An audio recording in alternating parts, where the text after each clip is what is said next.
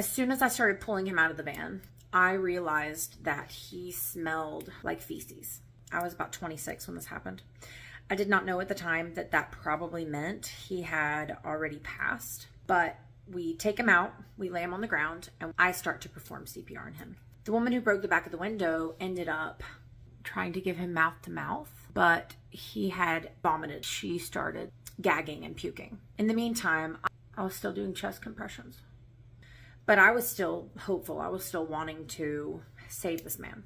And I didn't know very much about overdoses at the time, but I did know that it was drug related because when we saw him in the van, we saw a can that he had used to administer whatever drug he had, which at this point, I'm pretty sure it was heroin.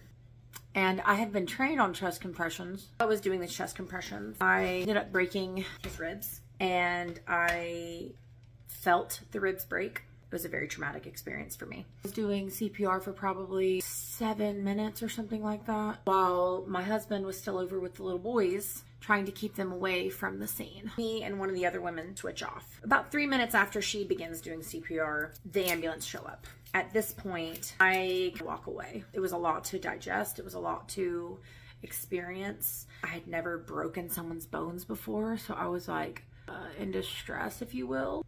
I just let the EMS take over. My husband ended up making like a really big post about it on Facebook, and it actually went semi-viral on Facebook. So if you remember this post, it was in 2026 or 2016. At the time, my husband and I were separated, so he was just talking about from his perspective.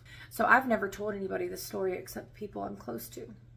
For a good week after, I could not sleep. I was having nightmares. I felt like I was having some kind of demonic oppression.